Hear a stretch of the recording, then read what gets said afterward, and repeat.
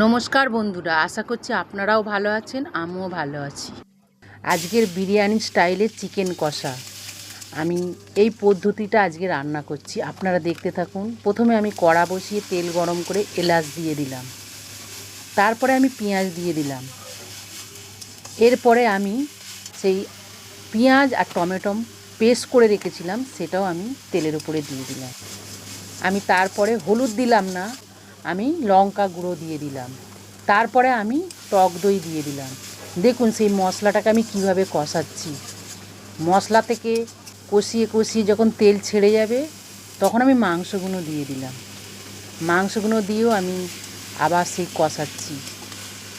তারপরে দেখুন আমি এই গ্যাসটাকে আস্তে করে দেবো, কারণ এই মাংসটা আমি আস্তে আস্তে চাপা দিয়ে দিয়ে করব, একটু সময় লাগবে।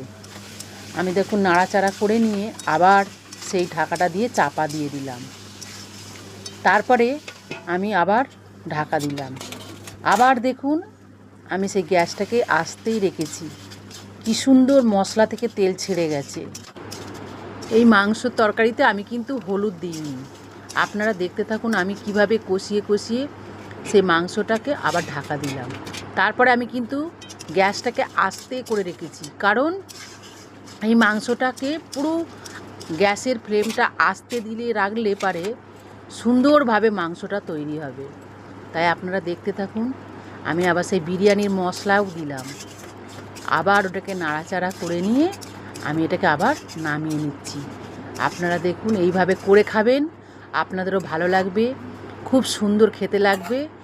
আপনারা আমার পাশে থাকবেন, আমাকে লাইক করবেন এবং সাবস্ক্রাইব করবেন। ধন্যবাদ।